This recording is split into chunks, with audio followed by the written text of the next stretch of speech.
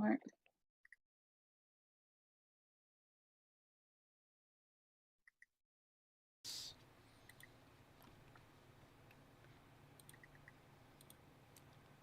Middle age is when you sneeze and suddenly you can't move your neck correctly for 3 days. It'll happen to you, but only if you're lucky. I'm Spike. Um, I'm Kel. I'm just eating candy right now because I'm an adult. I'm Amanda, and did you just subtweet me with your mouth? By the She way, did. my canvas isn't up. We should I get my know, I'm canvas working on it right now, but quickly, did you just subtweet me with your mouth? No, I can actually. I was just thinking about this shit lately because. Oh, hey everyone. So tonight's. This is how you know that I'm in middle age. We're going to start off the conversation with talking about my health without getting too much into it. I have one vice, and my one vice is I'm a bit of a gourmand. I like food. I like talking about food. I like preparing unusual food. I Okay, like going to I'm trying. Give me restaurants. a second. I'm trying to bring your stream Yeah. back. I don't know I what like I all did that wrong. kind of shit. And of course, the universe decided to punish me for daring to live past 30 with a bout of gastritis. And it is so phenomenally painful. I have never felt an agony like this in my life. And it's currently being treated like it was real gnarly. I've had like an ultrasound and everything. Everyone's like, "Oh, that sounds like gallstones." No, it's not gallstones. I've been to a doctor. I'm going to another. They have looked at this and they've eliminated a couple of things. But right now we're treating it like gastritis, and the reason we're doing this is when I take Prilosec, it goes away. So that means something about the What the nature of hell? it. Why isn't it working? I don't know why it's not What working. is Prilosec? Prilosec is a thing that tells your body to stop making acid. It's Okay. just a pill. So it's Um, like Tums? Tums neutralizes the acid that's already there. Prilosec makes the acid not exist. Okay. Yeah. Got it. But yeah, it's just a thing that has happened to me. And I don't know how long it'll last. I don't know if it'll ever go away, but I'm kind of. I've been in the middle of figuring it out for several weeks. And yeah, that's where I fucking am. And I was just thinking the other day, I screwed up recently because a component of my gastrointestinal anguish seems to be I have become suddenly and ferociously allergic to what is probably sucralose. And that sucks because I love the flavor of fake sugar, but I can't have any anymore because when I do, within a half hour of consuming it, my guts feel like they're trying to rip each other apart and I start puking everywhere. And it is some of the most horrendous pain I've ever been in my life. And it's an interesting thing to have this kind of food sensitivity because did you know not everyone is super fastidious or truthful about labeling the contents of their manufactured food products? Because I had a super duper gastritis reaction, sucralose like reaction to a drink that purported to only contain lychee juice, citric acid, and sparkling water. And I did not suddenly become allergic to lychee in the past couple of years. I did not suddenly become allergic to citric acid in the past couple of years. But I did become suddenly violently allergic to sucralose, which it claims to not have. And now I'm convinced that there's a sparkling water company out there that's just like fucking lying because I had this Okay, I got it terrible back. I reaction. just got to do some stuff to it real quick. Give me a second. Okay. But yeah. Hello everyone. I'm sure. Hi Hawk One. Hi Bird Wizard. Hi Alan Lord. Hi Ether Tales. Thank you everyone for coming. Wow, 14 Hi, people all of you. hearing me talk about my aging gastrointestinal system. But yeah. Uh, I I'm gonna sneezed and talk about coughed the so hard. weather. I sneezed and coughed so Oh, hard I injured my shoulder and neck, and I will be drawing minimally tonight. Yeah. That's one of the beautiful things about uh, middle age. It's like, oh Jesus, what happened to you? I swallowed water wrong. I breathed too hard. Like that's middle age. there's a meme that goes around every so often that's for Avatar Last Airbender. Uh, spoiler for the end of Avatar Last Airbender. I haven't seen it. Um, Well, I'm gonna spoil the end because otherwise the joke doesn't work. How kind of you. The Aang defeats the Fire Lord by removing his bending. So the meme is the Fire Lord defeated, going, "What did you do?" And it's labeled "my knees," and then it shows Aang saying, "I took your bending away," and Aang is labeled aging over 30. But yeah, I Aw. am still sick since last year. I was sick during the last geek show. I'm still Yeah. sick. Miss Someday I won't be. Alamir Miss Alamir said I could go on for days about food shit. Yeah, I genuinely every fucking day of my life I miss Peachy Keen Monster. I loved Peachy Uh, Keen Monster so much. And now I can't have any because I will literally alright, this thing that happened to me this week that like slammed me off the rails and took me out of commission for like 20 hours. That was straight up like ugh. I thought I was being good. I thought I was being careful. What And did you no, I eat? just got it must have been sucralose because that's the only thing that does But what that to did you me. eat? What could have done it? Um, oh, there is a drink called Sanzo, and it is a sparkling water, and it's a flavored sparkling water. And I had a lychee flavored Sanzo, and I read the label before having it, and it said it didn't have sucralose, and it didn't taste like it had sucralose. So I was like, okay, cool. And then I drank it, and I was puking and clutching myself and rolling around on the couch and moaning in agony. And the only thing that does that to me is sucralose now. And Hmm. that is my only food sensitivity that I know of currently. But now that I know this is a thing that can just fucking happen, I'm terrified I'm going to get a sensitivity to something I really like. Like the nightmare that lives in my soul is somebody mentioned on Blue Sky when I was talking about allergies developing in middle age that they developed an allergy to onions in middle age, and that's like hell. That's my idea of hell. It's Um, horrible. yeah, a lot of tasty things have onions in it. That's like being allergic to garlic. Yeah. That's like you just don't get to go to restaurants now, basically. Yeah. so have you gotten actually tested so you actually know it's sucralose? No, I do Cause not have an you're appointment until the 31st. okay. Good. You do have an appointment though. Yeah, Cause but my not mom was for a little having a bit. lot of gut problems, and she tried. She thought it was 1,000 different things. Turns out she has diverticulitis. Oh dear, yeah, the little pockets in the intestine. Yeah, she just can't eat anything that's like seeds or kernels or anything, and she just but it would flare up when she ate other certain things, so she just assumed it was a sensitivity to specific things, but no, she was Yeah. wrong. And Yeah, that's just how it can be with your body. You can think, "Oh, I have a sensitivity to X," and you get tested. It's like, "Oh, no, yeah. I just can't Every digest things that are round." yeah.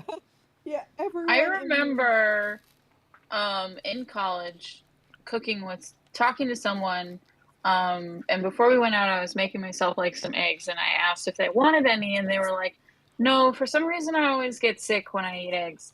And I turned to them and I'm like, "Do you think you might be allergic?" And that had never dawned on them that they could be allergic to eggs. I don't know if they eventually got tested, but it was just like kind of funny that it's like, oh, I always get sick after I eat this thing. yeah. Are you maybe Um, allergic? one of the things that I'm terrified of too is like I just I am a member, not like a member, but like I am a part of some subreddits, and the subreddits are like where chefs go to chef at each other.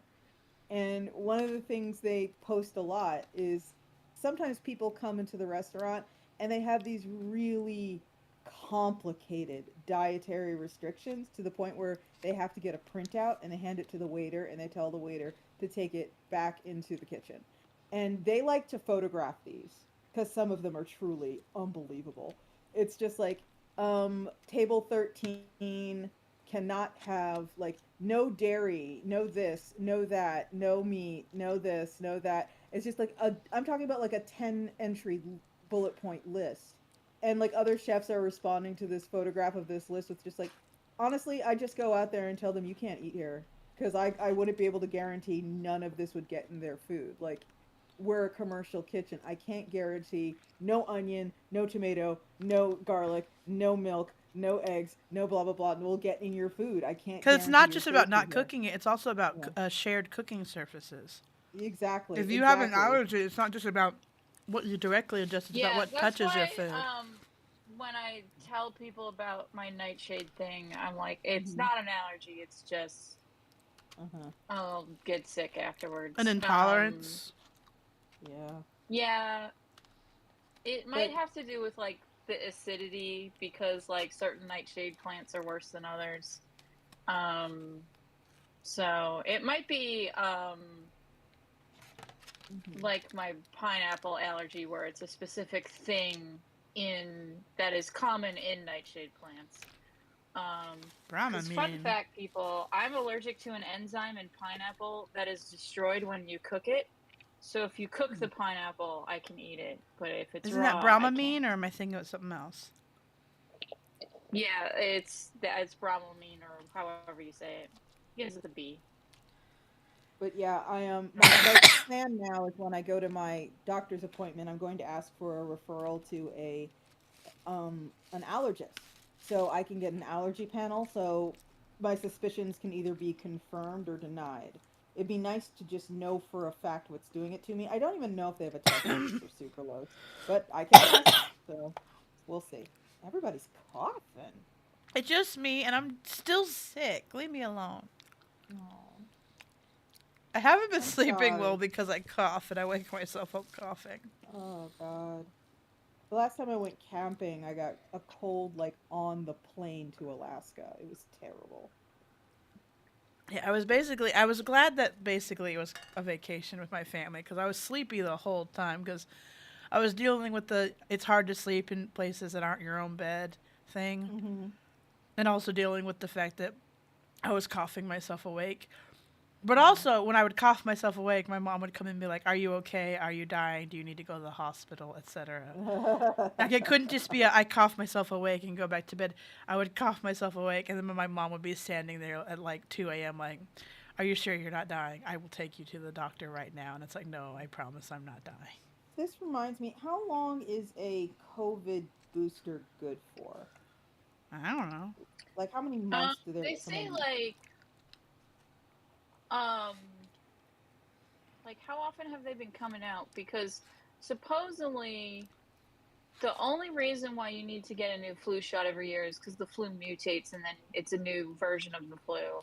Right. Um, the COVID boosters are kind of like that. So each booster is really for just a different strain of COVID. Well, also, I think Mhm. they're Um, not really boosters anymore. It's just another yeah, COVID shot. Mhm. yeah. So they're not, yeah. So they're not really boosters. They're just like Amanda said, another COVID shot. Okay. They're all for that individual strain of COVID. Okay. I know I'm due because my doctor I go to doesn't. Last when I went in, just didn't have them yet. Yeah, So I I need to had mine check on back in. yeah, I had mine on uh, Saturday, I think. I think I had mine last Saturday. And yeah, wow, wacky timing because hey everybody, I'm going to Paris. When? So, May. So, Not close enough to be relevant. You're not allowed to oh, talk about it. okay. But I'm still going to Paris, you're fine. everyone. Yeah. So, I'm joking. I'm as long joking. as a new COVID doesn't pop up before then, Mhm. It's fine. If it you're fine. pops up, Spike will be Just get patient another. zero Yeah, I'm not anyway. afraid of needles. Yeah. You'll just be But patient zero. It's fine. hooray, I Again. already was. That's Man. what I'm Speaking of saying. trips to Again. Europe, yeah. Speaking of trips to Europe, I bought my tickets to Scotland in August. I'm Hey, going what to you going to Worldcon. Does Scotland? that count as Europe? Oh, hey. Hey, Scotland Oh, totally that's right. counts. Brexit is they're not in Europe anymore. Yeah. They said fuck you. The rest of the UK decided to say fuck you, and Scotland was like, come on, guys. Be cool, guys. Come on, be cool. These are my friends, guys. Come on. Yeah. But yeah, I am going to Paris. I'm going to I was invited, rather, I should say, as a guest to a Parisian book fair. So I will be Yeah. going over there for 3 or 4 days, You're and then I will taking be me, staying right? again. No. And then I will be Ah. I will be staying for another week because this will be the first time I'm in Paris for an appreciable amount of time. And I am excited to Is be this as Paris corny. proper or like the Oh, this countryside is no, this again? is Paris. This is Okay, Paris. okay. Because I know last time it was Yeah. the countryside. Yeah, the last time I was in Paris, it was literally just I was there for like 2 hours to catch a plane. That's the only time I've been in Paris for like a layover. But this is the first time I will be staying. I'm super excited. I'm gonna go to Père Lachaise. I'm That's gonna right, go you're a to the... fucking food nerd. No, Père Lachaise is a cemetery. No, I was just thinking in general. Oh, okay. That thought was independent of what you just said. I'm going to I Père mean, also, Lachaise. you're gonna eat corpses. I'm also gonna eat corpses. I'm gonna go to Père Lachaise. I'm going to go to the catacombs. I'm very interested in seeing the catacombs. I would love to Spoopy. go see that really famous taxidermy shop that they have in Paris. The name escapes me right now, but it's really cool from everything I've heard. Then I have to do the fucking cornball shit and go to the Eiffel Tower. We have to do that because you're in Paris. You got to do it. You couldn't And I make got me. it. Are you gonna go to the Notre Dame?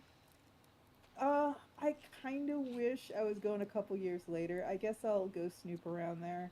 I know it's not open yet, but I'll probably give it a look.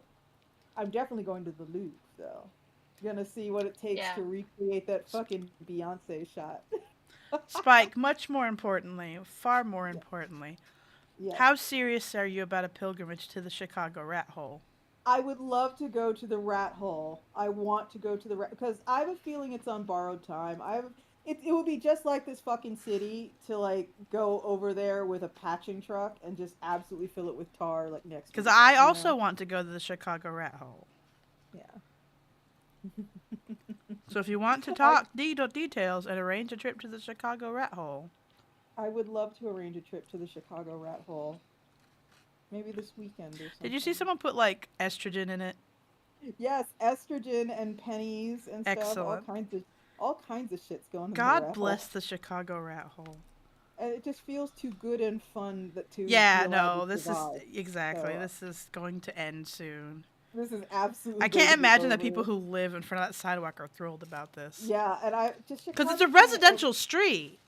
There's yeah, like a and people living right there. I can't imagine they're maybe they are, but I can't imagine they are thrilled about all these weirdos being like paying tribute to the Chicago the rat rat hole hole. needs estrogen. Yeah, I it's like I love this city. I do. I genuinely do. But it does have kind of a corny buzzkill streak about it sometimes. So I can see someone just absolutely going out there by themselves and filling it one day. So I want to get to it before that inevitably happens because someone will do it. I'm down. I got a car. Get in. We Beep can beep. do that, and then we can go to like a restaurant Get in, nearby. bitch. We're going rat holing. We're Yeah. getting rat holing, and then we can go to like a restaurant nearby or something. And before that, we can go to the Paulina Market, which is like a big butcher shop, and I can get like a goat. It'll be fun. I like the idea that Spike has a whole day planned, and literally the only thing on my agenda is rat hole. See, we can see the other hole. It depends on how close they are to each other. I don't think they're very close, but it's a pretty great hole. No, I believe you, but it's a matter of do I want to drive between holes? Is the The distance hole. between holes worth crossing? I do not know. I need to share with you both a very ridiculous post that just popped up on my Tumblr. Okay. What is this then? Oh, it's on Discord. Let me click. Oh God, that's. I would embarrassing. wear that. Ew. No. I would wear that jacket. That is a shameful jacket. We won't be looking at that anymore. So when I was a teenager, like 17, there was this jacket I really wanted with a very, very, very like comically oversized zipper. I wanted that comically oversized zipper, and I keep meaning to look up to see if it's something I can now buy as an adult. Because obviously I never got it. It was some like weird import item. And now it's like, I gotta look up if I can get that fucking jacket with the comically oversized zipper. And I do that now, except I need to leave my monitors untouched so we can see Spike's lovely art. My ridiculous looking art. Oh, I can use my phone. Your phone is a computer. That's the modern age for you. We live in future with phone and computer. Yeah. I have the Also sun. on Tumblr, there's a video of um, I don't know what type of bird this is, but it's trying to eat a kitten that's in a car. Sorry, sack And of it just books. can't get it. Sack of books in chat said should probably consult with Ryan North before going to see any holes. Uh-oh. Also, We'll just find our bleached bones down there at the bottom of them. yeah. I doubt I could slip into the Chicago rat hole, but you never know. It could be a portal to another world. Fucking, what's it called? Transported to another world via a rat hole, and now I am a rat. The Amanda Yeah. story. And now I have 50 rat girlfriends.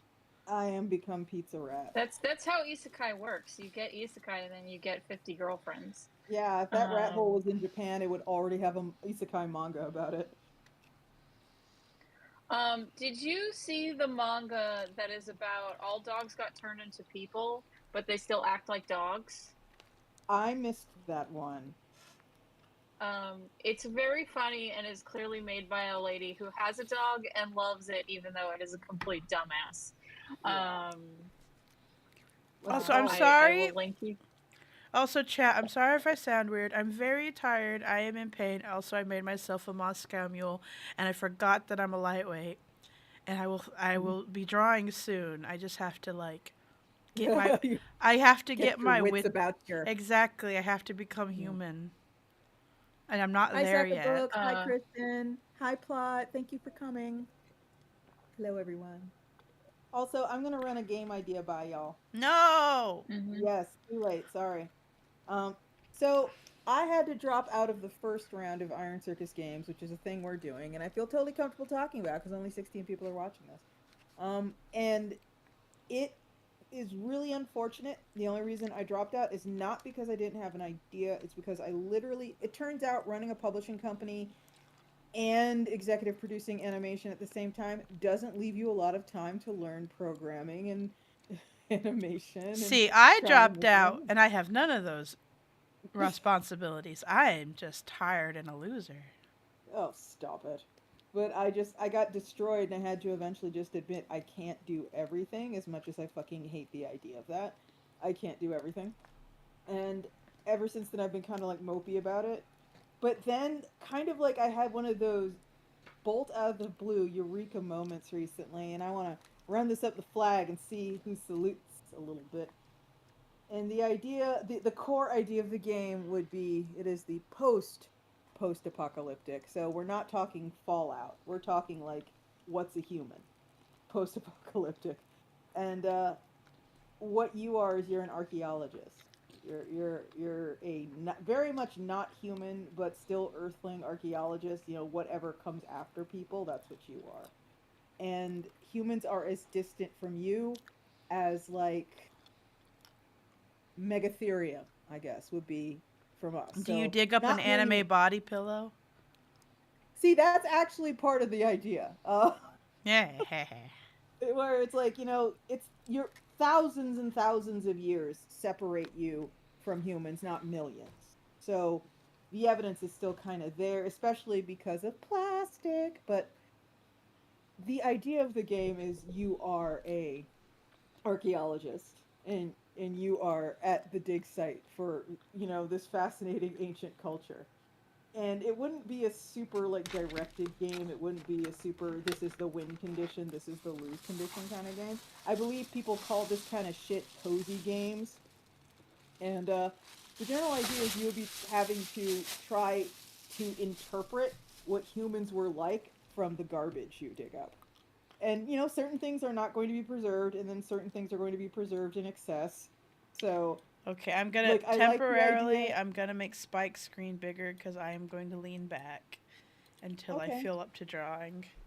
that's fine. Um, And yeah, I like the idea that the things you are digging up are like Apple IIe computers and body pillows and Birkenstocks. And, you so will know, you find a real doll? you can. I mean, I like the idea that you do find a real doll because they would probably survive. And I like the idea that you can, you know, put it in your museum and decide it was a goddess and they worshipped it. Um, If This I anyone Nendoroid was clearly a fertility goddess. it's like if anyone remembers, like God, this is some serious like nerd kid shit. But there was a book that came out decades ago called Motel of Mysteries, and it was kind of this same concept, except it was about people in the 1800s digging up a mid-century American motel and deciding everything in it was of like extreme religious importance, like the toilet seat cover. It was like the toot and come on, like toot toot like a horn, the toot and come on motor lodge. Haha, get it? Toot and come on motor lodge. mhm. And there was a lot of people wearing like toothbrushes and bathtub plugs as like the royal jewels. It's kind of like that, but like a game. And I think it sounds fun. What's the gameplay? The gameplay You're is you, finding these things and deciding what they are. Ah, okay, okay, yeah, okay. yeah. God, And I I'm think tired. I'm sorry. Amanda's dying. Look, I went to my day job today. I'm tired. Sorry, it's okay. I I'm the like my day same. job. Don't get me wrong. I'm really, really Yeah. glad. Like, obviously, I had to get a day job. It's not ideal, but I ended up with a day job I really like. I'm grateful. I'm grateful, but I'm And other tired. cartoon adjacent people work there. Mhm. Yeah, so that's cool. They know who you are, Spike. Gross. Yeah. They were like, I know that fucking nerd, and then they give you a wet willy just for knowing me. Well, no, we were having a conversation. Basically, I was like, "Oh yeah, I make comics," and they're like, "Oh, my boyfriend makes comics." I'm like, "Oh, that's cool." And then they said, "Oh, who have you worked for?" And mentioned some people, not you, but some people. And they said, "Oh, my partner, they've worked for blah blah blah blah." And then they mentioned you, and I was like, and I just started cackling at them. And they're like, "Why?" I'm like, "Ah ha ha ha ha." I And then know I her. explained. She And sucks. then I explained like my connection to you, and they were like, "Oh my fucking god! Wait a second, we follow you." And then they went and looked at their bookshelf, and they have the sex education book I illustrated, and I was just like, Oh. "Yeah, you've seen so many dick diagrams that I drew. Congratulations, you're my manager." Okay.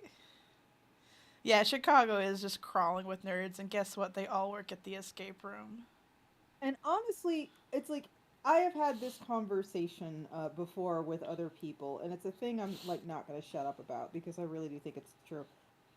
I'm kind of team. We can build a whole thing in this town if we do this right. There are so many creative people here. Not even regarding the number of Ow. schools, the huge number of creative schools that are in Chicago that are pretty decent.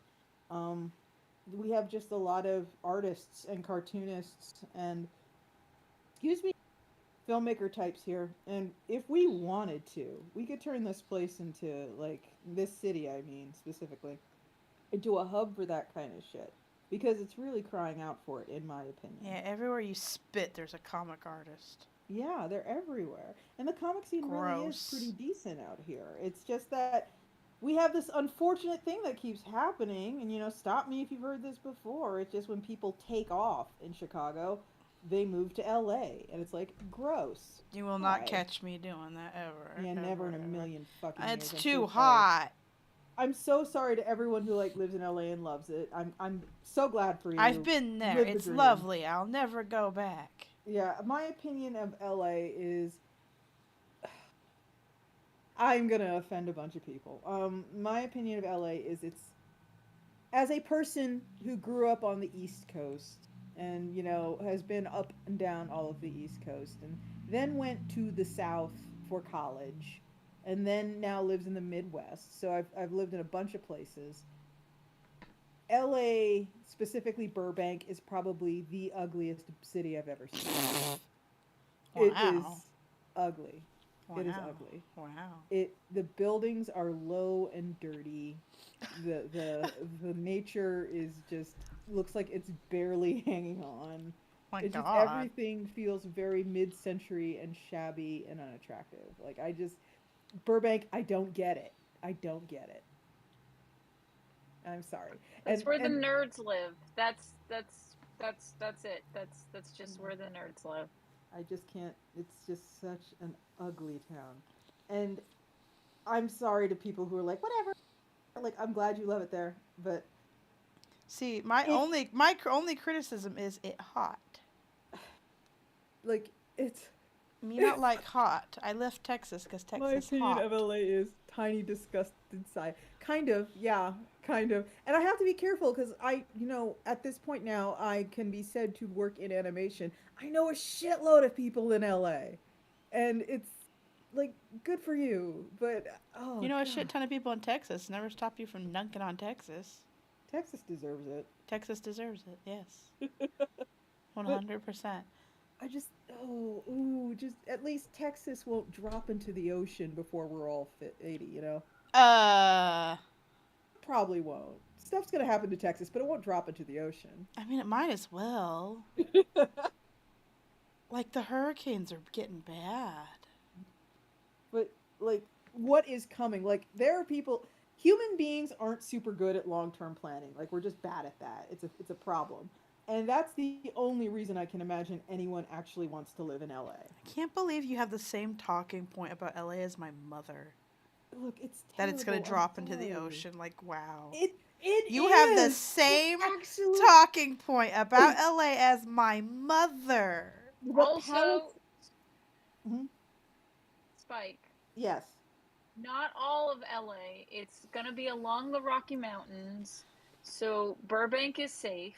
This part of Um, LA is going. Oh, good. The ugly part is safe. Good. yeah, the ugly part's safe. So, it's just gonna catch on fire instead of falling into the ocean. Yeah, Um, that's the thing. Like, there's so many, and I'm not sitting here pretending like Chicago is immune, but here's the thing: like, Chicago doesn't fucking catch on fire. Chicago doesn't fall into the ocean. Chicago isn't subjected You to say that like earthquakes. it's gonna happen tomorrow. That's the thing. We don't know when it's going to happen. We just know it's for sure going to happen. That's not even true, Spike. Yes, it is. It's It's literally not a true. even big true. earthquake is gonna happen. It's not necessarily gonna fall into the ocean. Yeah. A big earthquake is because it's plate tectonics. Like, the plates are moving and they never Yes, but that stop doesn't mean it's right. gonna That's why I drop said into the ocean. earthquake. It does not mean that it's gonna fall into the ocean. No, but it does mean it's going to be a fucking dinger. It's going to be a big one. And I just like, Um, I'm not going to build a life in a place where my It might house not is even going to be a. happen till after you die. It might, but it might not. But it might, but it might not. That's the thing. I'm not interested in those odds. That's fair. but Spike, Chicago Mm. is so fucking cold. You'll just I get buried in know. snow and die I that love way. it. I Isn't it love it. wonderful, Amanda? Isn't it I love delightful? it. I It's hate it. I it's hate it. I hate I it. I love oh, hate I it. it. love it so terribly. Oh, it's I so need it to wonderful. rain more in Portland to get rid of all of the stupid snow that I we just like got. I like that when it gets really cold they set the train tracks on fire. That's how we do it here. Don't fuck with us. We'll burn you down. No, We just burn the ourselves I down mean, twice. yeah, you have burnt down already. So don't Twice. judge LA for being on fire Yeah, when but Chicago has been on fire multiple times. like, the reasons we were on fire were just fucking stupidity. They weren't nature hating us. as long as you don't go on Whatever. Lake Michigan, it's fine. That's the thing. Before Lake it gets Michigan will warm kill again, you. I want to go to the ice rink by the Bean because I haven't been ice skating in 1,000 years. Fall on your ass with me. Yeah, Let's let's fall fall on on our our asses asses. together. Let's get I think concussions it's very funny together. that the guy who made the bean hates that people call it the bean. That is the only reason I call it the Bean. Yeah, for folks who don't know, it's Um, actually called Cloudgate, but like, it's actually against the law to call it that in Chicago. It's the Bean. All I know is every time the bean gets mentioned, like 5 of my friends will not stop talking about how much they hate the bean.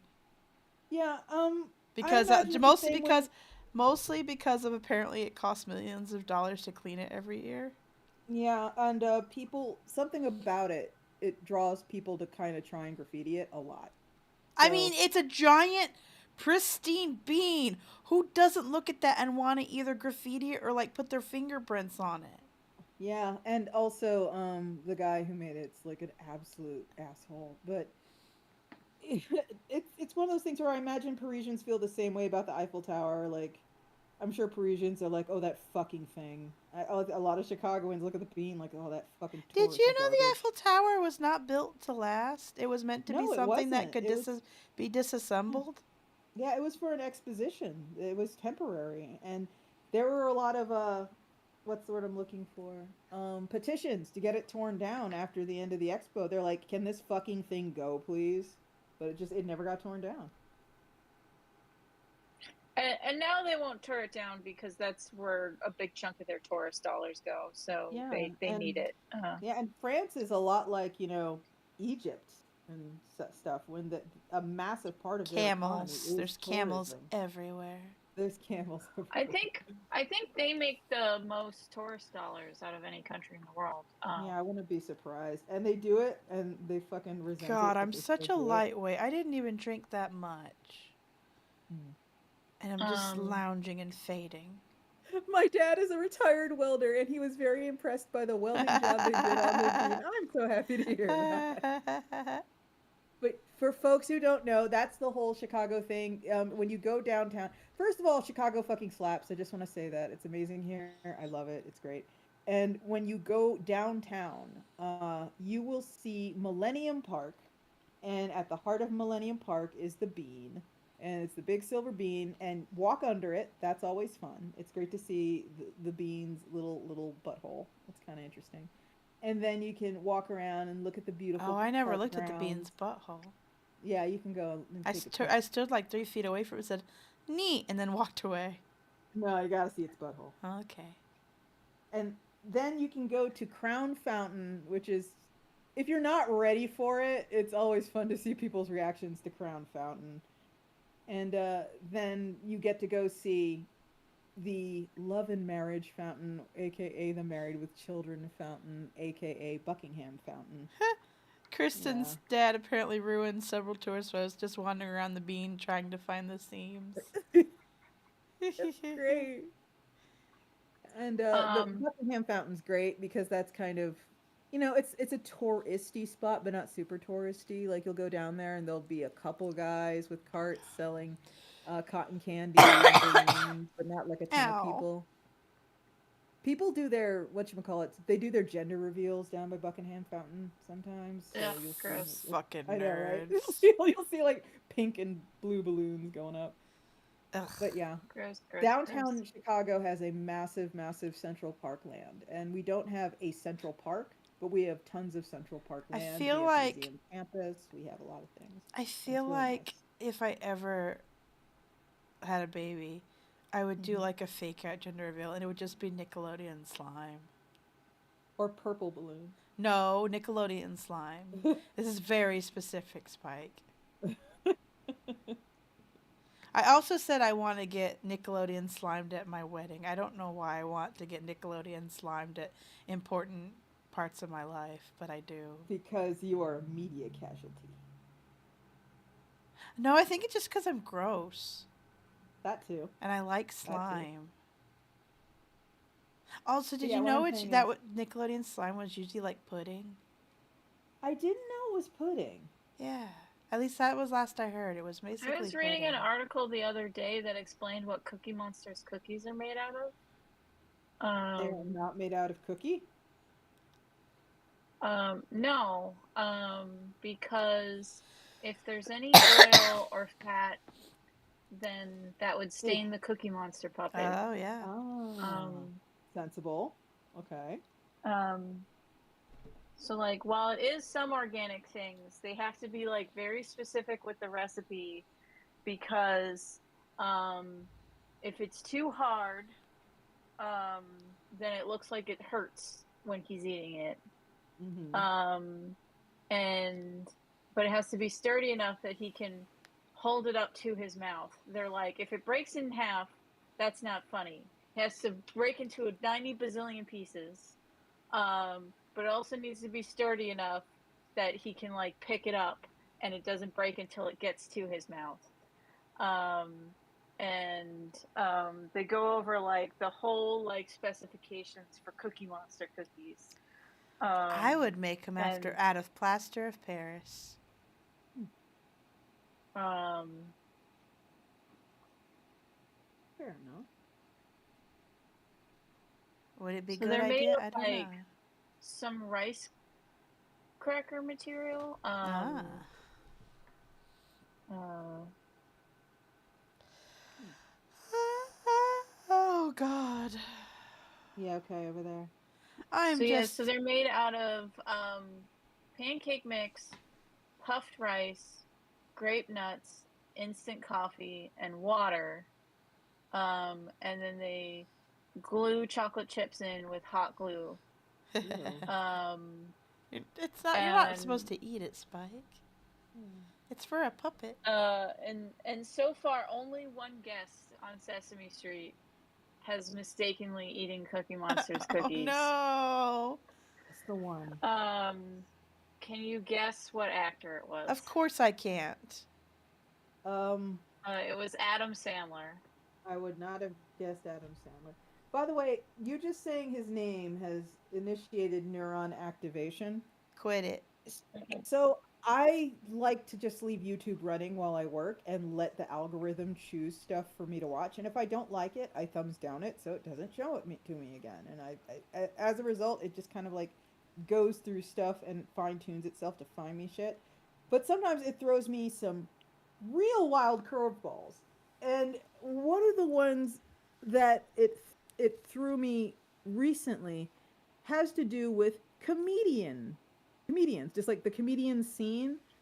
And Mm-hmm. holy fuck, these people are extremely mean to each other. That is like the Ah. first thing out of the gate. Comedians are really fucking mean. And there is like the whole Howard Stern thing. Like you think Howard Stern is like really outrageous and out there. No, now that every Tom, Dick, and Harry is a fucking podcast, they're all Howard Stern. They're all extremely shitty to each other.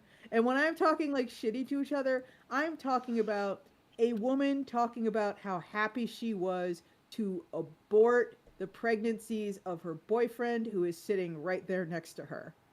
And he is just completely silent the entire time. And it's like, And they're oh, both you know, comedians? they're both comedians. Yeah.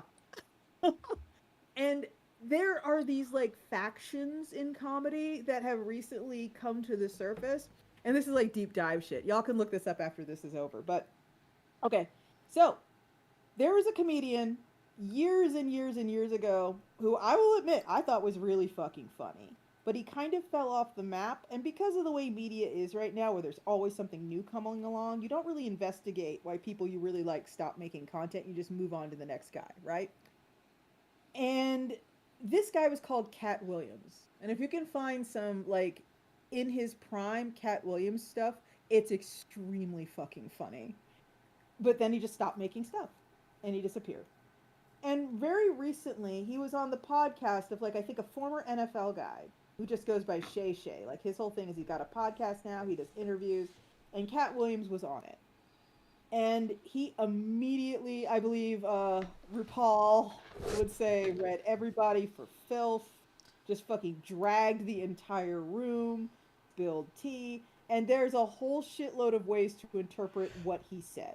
And I don't really have a horse in any race here, but it's kind of fascinating watching this comedian who debatably, debatably is not super thrilled with how his own career has turned out, fucking come for the neck of people that have lapped him.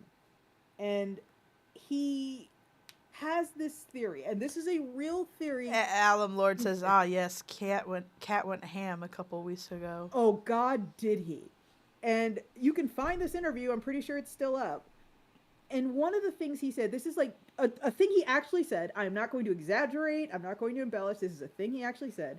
He believes there is a conspiracy in Hollywood that black men cannot enter the upper echelons of success in Hollywood unless they do at least one scene where they cross dress. And Oh, I've heard that is this. I've heard this yeah, theory from other people. yeah, Cat buys into this. And he talks Oh. about how he believes his refusal to cross dress for a comedy scene is what kind of put the brakes on his Hollywood career. Because the theory goes that white audiences love the emasculation of black men. And back in the days, what they would do is they would literally cut the balls off black men and kill them. But nowadays they can't do that anymore, so they just put them in dresses and Oh laugh at them. no. Yeah, I've Yeah. I've Yeah. heard this theory from a few different sources. Yeah, yeah. It's kind of out there because Yeah. it's like we all saw Mrs. Doubtfire, right?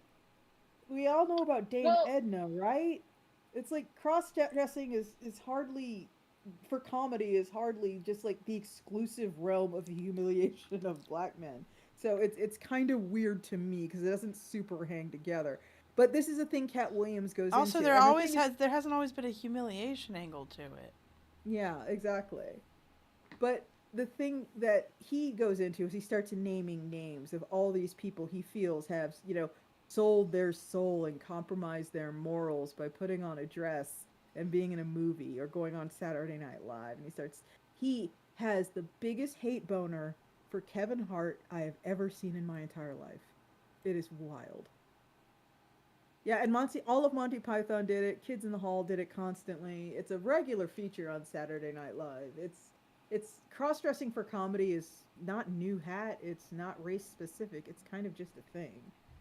And we could yeah. we could have discussions about that. But at the end of the day, a lot of people like not even for comedy, people would cross dress for fucking kabuki. People cross dress for I was vaudeville. just sitting here and I was trying to think of like black comedians that are big deals, like going through the list of ones that I know of, and I was trying to think if I could think of any that haven't cross dressed. Dave And Chappelle. the one I was coming up with was Chris Rock, and then I just Googled it and it's like, nope, he was cross dressed in an episode of Fresh Prince of Bel Air. But it's like, so I can understand where the conspiracy theory comes from, Yeah. but because that is not true of all white male comedians, Mhm. but I cannot think of that many black male comedians who haven't done it. But I can think of at least one, but he also buys into conspiracy, so and he claims someone Yeah. tried to get him to Well, cross so dress. the thing, it's the ones that you can think of, Hmm. are they like A-listers, like as far as Do you comedy goes? consider Dave Chappelle an A-lister? No. Oh shit, really? I I mean, guess what does A-lister mean? Does A-lister mean like maybe they've like had breakouts into movies or A-lister means they Breakouts into movies, like multiple successful movies, probably some TV shows, like, um, yeah, I wouldn't have thought of Dave Chappelle as an A-lister because now all he's doing is transphobia. But that that doesn't count though. Just because someone is a like Mel Gibson is still an A-lister and he is a reprehensible human being. No, I don't think. No, no, see, no. I no, think what Kel means is that's all he's doing. He's not. He's not like he's maybe got a few specials, but he's not really doing much else. And he's not so pulling like the same numbers. also A-lister is a thing you have to keep at. Like you have to continuously be an A-lister or you become a Mhm. has-been. Um, Mhm. so what I'm saying is Dave Chappelle is a transphobic has-been. that is that is definitely clear, loud and clear there. Yeah. Oh my um, god. Ah. Sorry, I was stretching. anyway, Yeah. yeah. So, Oh my god, I am made I of think. butter. but yeah, But yeah. Spike. I so hadn't considered him like an A-lister that I didn't even think of him until you mentioned him. So, Yeah, honestly, I mean, I don't like him either. And to be perfect, I'm not like being that person. I never liked him, but I never liked him. Sorry, it's the truth. I never liked him. yeah. But being the I never liked him person is obnoxious, so I don't do it. Hello, Um, I, Ravioli. I'm just How are saying, I you? don't yeah. think about him Yeah. until it's getting called out for being a transphobe these days. Yeah. But I do think he would have at one point qualified as an A-lister. And at that Yes, no, if time, we were talking in yeah, the early 2000s, yeah. yeah, because he had his TV show and Yeah, he had a TV show. You can't really like that's kind of like the holy grail of the comedian, the TV show. yeah. But yeah, so he didn't cross dress. But again, he's one of the guys who is apparently super hyper vigilant about that, and he says they tried to get him to. And if that's truthful or not, only he knows, but that is what he says. So there is that. Ravioli, make up your mind. But the thing that I have, oh, Dave is a huge disappointment. But the thing that I think of now, specifically the thing that's like really going down as far as what Cat Williams said, he Hmm. talked a lot about. I agreed with him on this point. I should note. He says that Joe Rogan is single-handedly responsible for some of the worst comedians, like currently inexplicably finding work, That makes and sense. Yeah. that is absolutely true because what ends up happening is they become regulars on the Joe Rogan experience for whatever reason, Don't lick and my feet, cat. Stop it. and I like someone Assumption Prime. I got here late to Dave Chappelle is a transphobic has-been, and hell yeah, that's the good vibes I want to come into. Um, we are happy to provide. Oh But my yeah, god. the thing that I agree with is people go on Joe Rogan's podcast and they provide color commentary for whatever Joe fucking feels like talking about that day. And maybe they're good at providing that specific color commentary or they just know how to tell a good story or whatever. And if they do that enough, they fool themselves into thinking they're funny. And mhm. for some reason, a spell is cast upon people around them. And suddenly they start getting these opportunities that really, honestly, if they did not have Joe as a pal, they would not get. And there Yeah. are no comedians who have risen from that kind of relationship with Joe Rogan that we all go, oh, thank God he has a comedy special. I just can't get enough of him. Like there's no one who's like fucking hilarious. I don't really And watch Cat Williams comedy was talking specials. about that. And the one that keeps coming up in a lot of the discourse is I want to say his name is like Bert Kreischer, uh Kreiser, something. His name is Bert. And his whole bit Hmm. is I'm a big fat sloppy drunk. I do my stand up with no shirt on. And like that's his bit. And it's like, okay. And apparently he got like a movie and he got like comedy specials and all kinds of shit, and there's a lot of people who are like, what the fuck, how is this happening? There are people who are working their whole careers at like the comedy store and shit trying to get their material as tight as possible for so someone will give them the time of day, and they're 10 times funnier than Bert Kreischer, and Bert Kreischer gets a movie. I am trying to decide if I can continue this from bed. And for folks who may not know, Bert Kreischer, what you might know him from, probably not because the movie didn't do well. There was a movie called The Machine, and it was based on a story he told that kind of everyone agrees couldn't possibly be true. He tells this story about how when he was in college, he went on a foreign exchange trip to Moscow, Russia, and the school hired like Russian mobsters as bodyguards for the students while they were there, and he was trying to learn Russian so he could talk to the mobsters. And he went over to their hotel room the first day of the trip to introduce himself. And instead of saying, "Hi, my name is Bert," to hear this guy tell it, he said, "Hi, I'm the machine." And apparently, this really amused the mobsters, and they instantly liked him. And he was just hanging out with Russian mobsters and fucking shit up for his entire trip abroad to Russia. And I should note, like, no one believes this, but this is a story Bert tells as if it's true. And he got like a movie deal about this story and everything, and it Um, wasn't a good movie. So, I just but looked yeah, up what the Russian word for machine is, and there is no way that you could yeah, confuse Bert with the Russian word for machine. exactly. Yeah, like no one believes it. Mm. I'm lounging with Um, ravioli.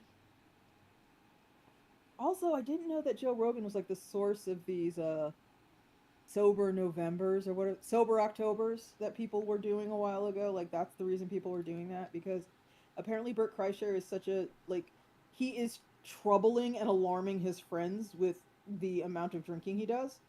And so basically Joe Rogan and all his friends decided to do like sober October and just say, "Hey Bert, wouldn't this be a fun thing to do?" When it's like Bert's the only reason they're doing it to try and get him to stop drinking for like 5 minutes. So yeah. But yeah, the Joe Rogan kind of Cubs, the Joe Rogan experience Cubs versus the rest of comedy appears to be a very real thing. I'm Just dying. unleashing tons and tons of not necessarily funny comedians into comedy that a all right, lot I'm of gonna other veer comedians into reject. talking about good comedians, Okay. I'm or at least dying. comedians that are doing interesting things. Mm-hmm. Um, uh, Chris Rock was fucking fantastic on the fourth season of Fargo. Like, um, I was blown away. I did not realize he could act that well. Because Wow. he usually plays himself like the way a Yeah. lot of comedians do. Very Jack Um, Nicholson. Yeah.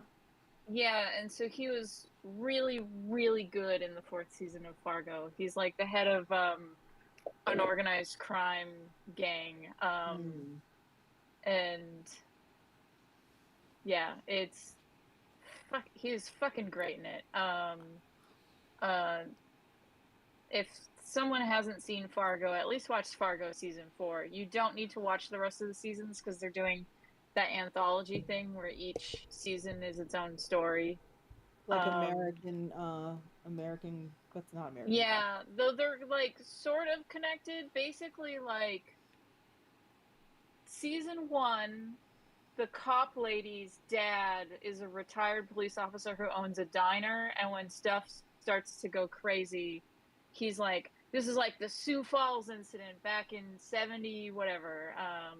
And then the second season takes place in the 70s, and it's the main character is that previous character's dad when he was younger.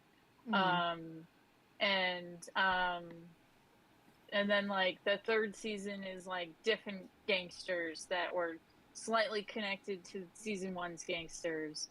And then season 4, a gangster in the 70s storyline. um Chris Rock is his dad basically, so it's um he's in the fourth season as like a little boy. So that's how they're connected, but you can just jump into them in any order, like so. Okay. uh,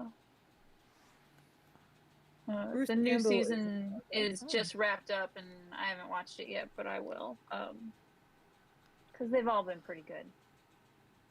Yeah, I have been Yes. watching. Uh, Oh, Bird Wizard is saying Bruce Campbell was in Fargo. Yeah, he played Ronald Reagan. as one does. Yeah, he was briefly Ronald Reagan in the second season. Yeah, I've been watching Blue Eye Samurai. So that's what's been taking up all my free time lately, and I also cannot recommend it enough. Anyone who, for some reason, is not watching Blue Eye Samurai, I beseech you to please watch it. It is so fucking good. And if you have like the same fears I might have had, like I was like, oh, Blue Eye Samurai, is this gonna be like a Mighty Whitey story, or it's like some random European person shows up in Japan and Tom Cruise is it, and for some reason he ends up inexplicably better at Japanese culture than people who have lived Japanese culture their whole life. Is that what I'm in for here? And no, I'm very pleased to report it's not like that at all. It's really, really good. It's very interesting. I'm really enjoying it, and I recommend it highly. Also, I want you to watch it so Netflix understands people like adult cartoons. That, Did I tell you about Carol and the End of the World? yeah, yeah, I think you did, and that is on my next to watch list. Yeah. That is definitely um something I want to watch. Trying to think of I've of course been watching Delicious in Dungeon. Hmm. Chill Chuck's my favorite. I love that shithead. Me too. I love a shithead. God, me too. Uh, and I've also been watching Better Call Saul. Oh, that's Um, excellent too. I've not seen it, so I'm watching it from the beginning because I know this is a minority opinion. I did not like Breaking Bad. Um, Fair enough. I You are entitled to uh, like and dislike whatever you like. yeah, I just I got pretty far in it, and a character blew up, and I realized I didn't care that he blew up. And then like it was very clearly supposed to be a surprising, shocking moment, and I I know what realized I you are didn't talking about. care. Yeah.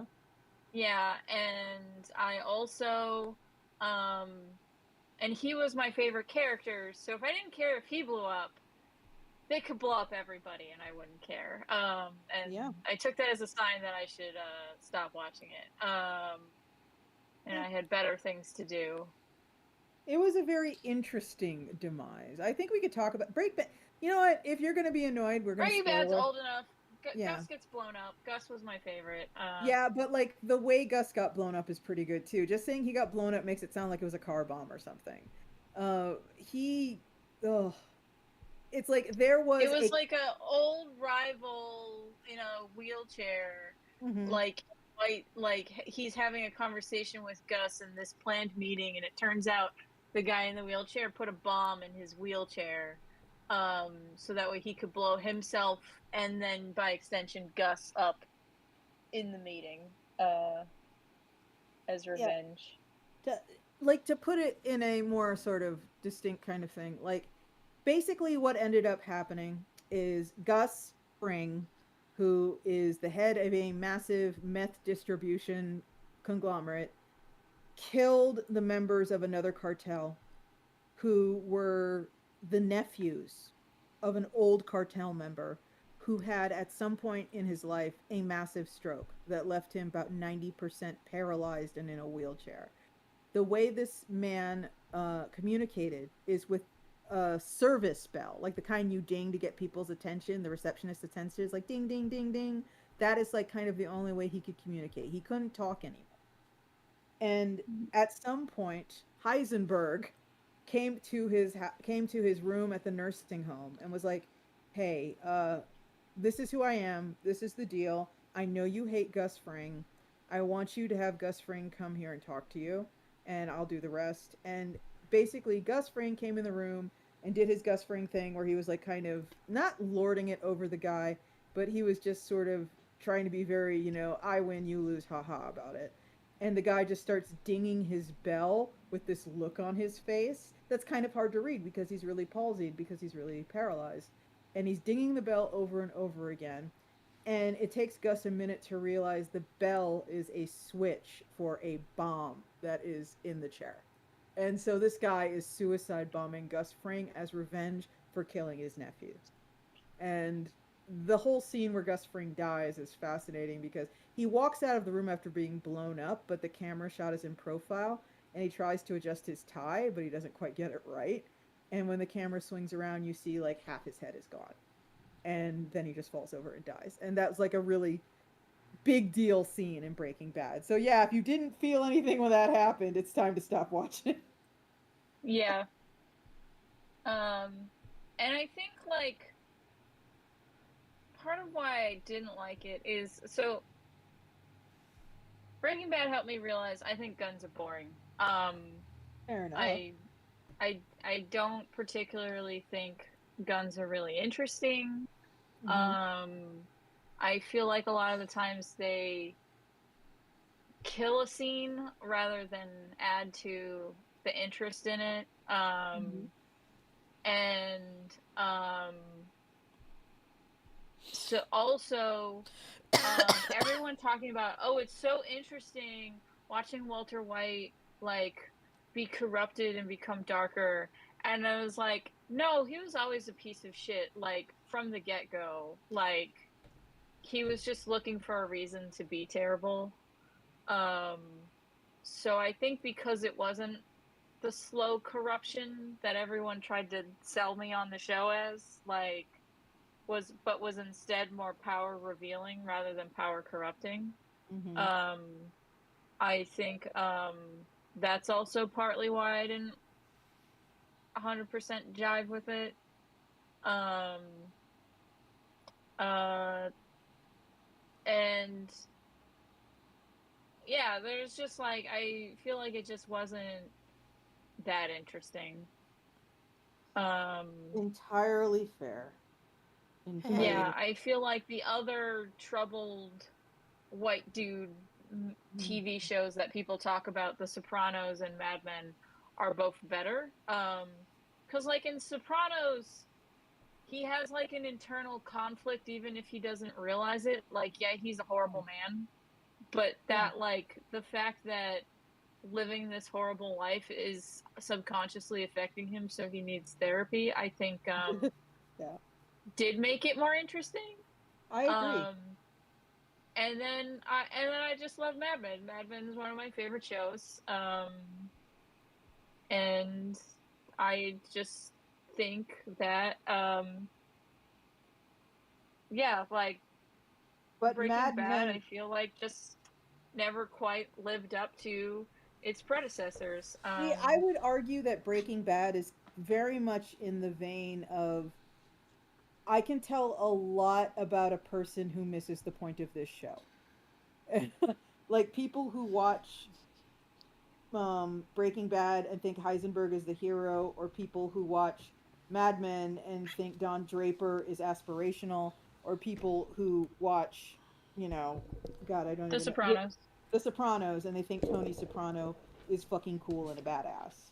And it's not, that's not the point of those shows. The point of the shows is showing Yeah. you a deeply flawed individual who kind of can't like twist free of the morass of their own deeds. That's kind of the theme of all of those shows. Like all these Well, dudes and are I in well so and I extremely would disagree about Breaking Bad because he was always sort of horrible, mhm, and so it's not like him trying to be better or like having any conflict.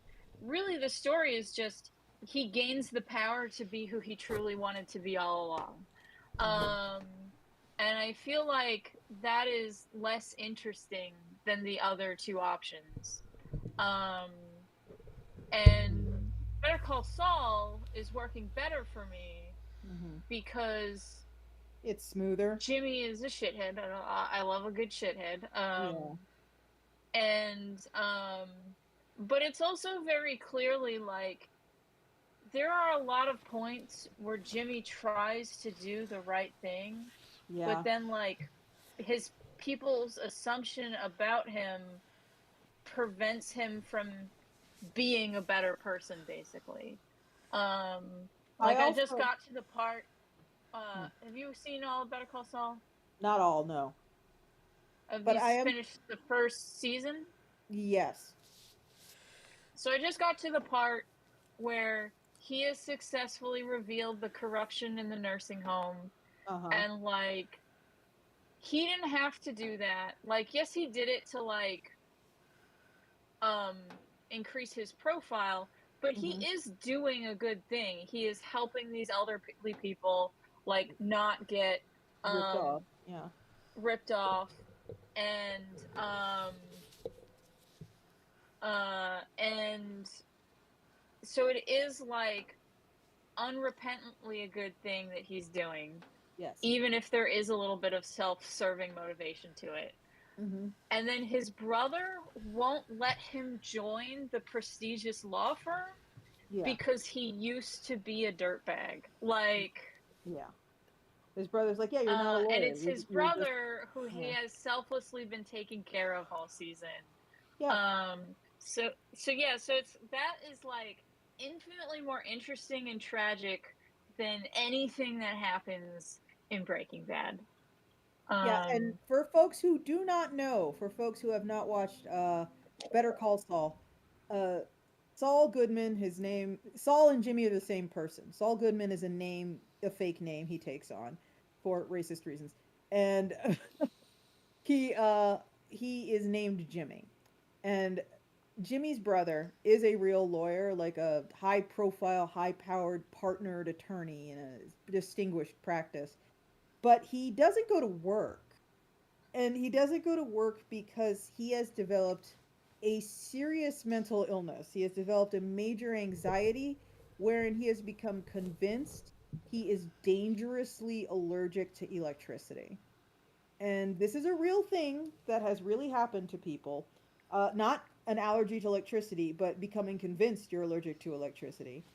And he lives in his beautiful rambling home with literally no lights except like kerosene camp lanterns and all his food in ice boxes, and he won't even go out and get his mail half the time. So Jimmy has to see to him. Jimmy has to go shopping for him because the grocery stores are full of those overhead halogen bulbs and um Hmm.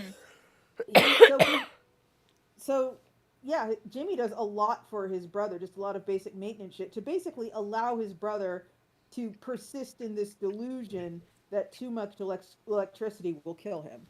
And he is kind of his brother the whole time. It becomes clear, especially on rewatch, it becomes clear that like kind of the whole time that he's doing all these things for his brother and studying really hard to pass the bar and trying to build his own practice individually and trying to prove himself as a reformed man because he does have a shady past. While he's trying to do all of this, his brother will never respect him no matter what. Like no matter what. Yeah. No matter what Jimmy does for him, no matter what Jimmy accomplishes, no matter how much good Jimmy puts in the world, it's like that door is closed. And the brother essentially tells him as much at the end of the season. It's like, yeah, it's just no, I'm just never gonna fucking respect you, dude. It's like, no, you're a scumbag. You're just a scumbag. It doesn't matter that you helped an entire nursing home chain worth of elderly clients stop from being ripped off. It doesn't matter that you cracked this embezzlement case and returned the $1 million you found in a duffel bag. All of that doesn't matter. You're still a scumbag. And that has to fucking hurt. But at the same Matt time, Taylor is saying American Kira equal Walter White. Not even, because even Kira like has a slow descent into darkness, like compared to Walter White's. Like Kira always thinks he's better than everyone else. And he just gets more vicious in his egotism. Whereas I feel like Walter White always wants to be that vindictive even from the beginning. Um, and also, Death Note's more interesting because he's up against L, whereas Walter White is up against his idiot brother-in-law from the DA. Like, Hank. yeah. Yeah, ooh. See, I like Breaking Bad, and Hank's death is kind of it's one of those moments where it just I think about it a lot. Like near the end of for folks who don't know, Breaking Bad closes down shop the same way kind of The Sopranos closes down shop. A whole lot of people just get taken out. And one of them is Hank, the DEA brother, who Walter White has been kind of like the comedy foil for Walter White this whole time because he's like, "Oh, I gotta find who's distributing this meth all through Southwest Arizona. Hey, hey, hey, who's doing it? I can talk to my brother-in-law here. He'll talk. I can, use him as a sounding board, and I can just complain to him about all this meth we're finding. And oh, it's him who's making the meth. That's how it starts out, or it's kind of almost this goofy thing. But near the end, both Heisenberg and his brother-in-law Hank are kidnapped, and Heisenberg, when he realizes what's going on, immediately starts trying to like talk game. He immediately is like, okay, okay, I tell you what, I'll do this and I'll do this and I'll do this. Just we'll drop it here. We'll leave it here. We can all walk away from this. It's fine. But Hank is just lying there silently, and then he just goes, "Stop. It's over. I'm dead." Just like that. And he's just, yeah, It's over. They're gonna kill me, and they do. And it's just he knew like this. You can't talk your way out of this. Like I'm fucking toast. I'm toast. These guys are serious. I'm dead now. And that was just really gnarly because he didn't want his brother-in-law to die. That's not what he set out to do when he did all of this, but he was forced to like watch it, and it was really something. That was just a really good sort of summation of everything. Anyway, I like that show. I don't. It needs an L. It needs an L. It needs someone Heisenberg is handcuffed to who is not Jesse. I think that's why I liked Gus, is because he was the most competent antagonist. Mm-hmm. But yeah, I like that show a lot. I thought it was good. I remember once in college someone described Death Note as spy versus spy, but it was serious, and I was like, yeah, kinda.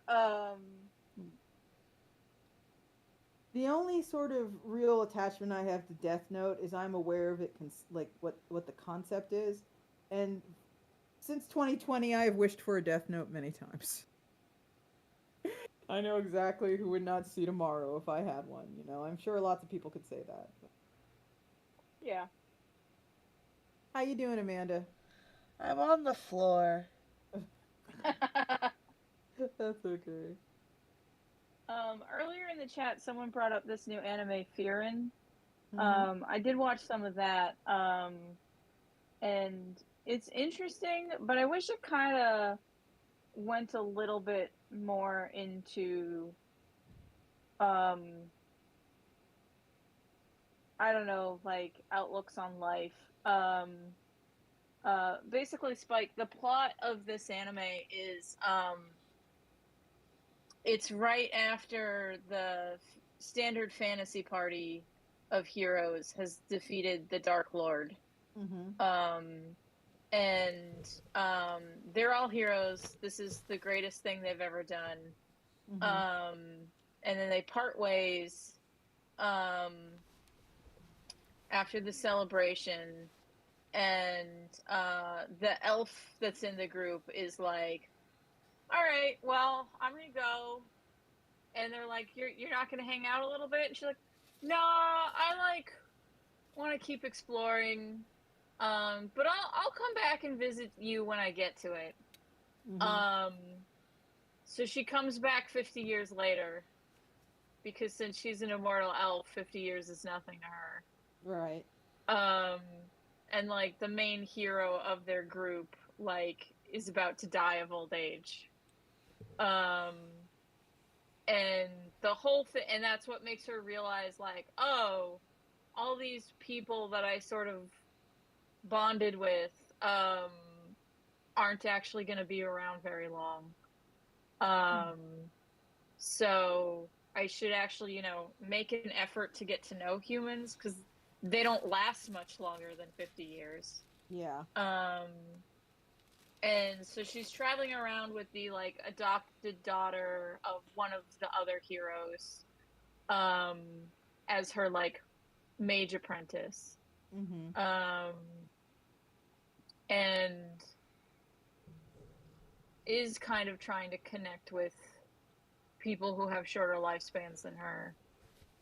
Noble. But when it was originally pitched to me, someone was like, oh, well, the elf girl, she's like someone who peaked early in life. That's not what this sounds like. Because there are parts where she goes to a village and they're like, holy shit, you're the person that saved the world. Here's all this free stuff. Can you do all these other cool things for us?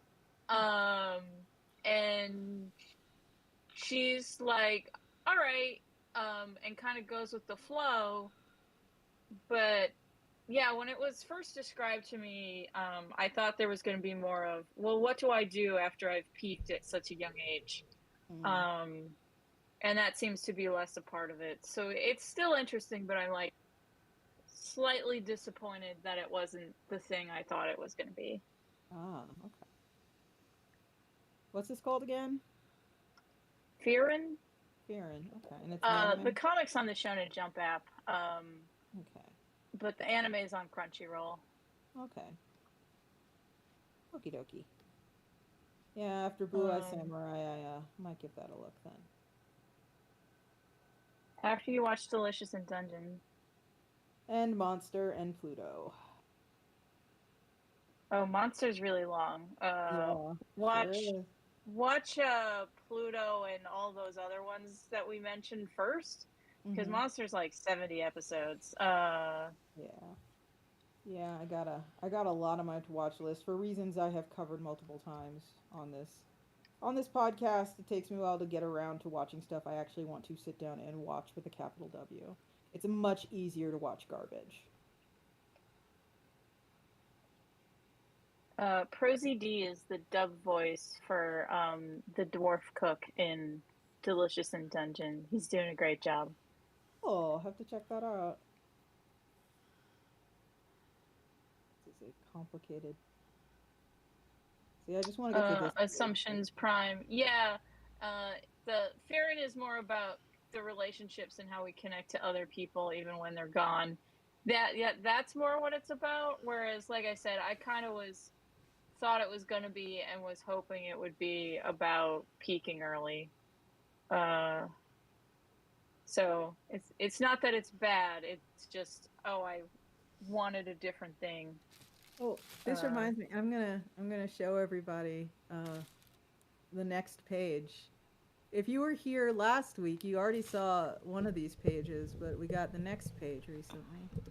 And I'm going to go ahead and share that one now. The real heads will remember I've been working with Meg Gandy on a comic called Lucas and Odessa for a while. And Meg turned in a couple of pages recently where I was incredibly pleased to get them. And the one that I showed last week was Odessa's mom showing Odessa her dad in bed with a stranger. And this is the follow up to that. This is the page afterwards. This is her mom in her youth and Odessa when she was much younger. And the mom is just going, because one day when you're all grown up, I don't want you wondering why you don't have a daddy. And you're not going to blame that on me. You got that? So that is what mom has dragged Odessa out of bed at like 3 o'clock in the morning to see her dad in bed with another lady. Got it? I have to go to bed. Huh? Like Odessa kind of like just doesn't want to be here, and because she's 5, she can't really articulate it well. But I just really she love. also maybe doesn't even know what's going on. Yeah, it's so fucking. I love the face. I love the face. Let's see if I can't. Hey, y'all. Yeah. I've been trying to hold it together, but Yeah. I feel terrible. Oh. Oh, you want to call it All here, right. Amanda? I wanted No. to I wanted to let y'all keep going and let's be quiet, but I'm like I have to go to bed. I understand completely. The We can the call it here, pain from okay? my shoulders kind of spread to the other one, and I don't know why. It's because you're in your 30s.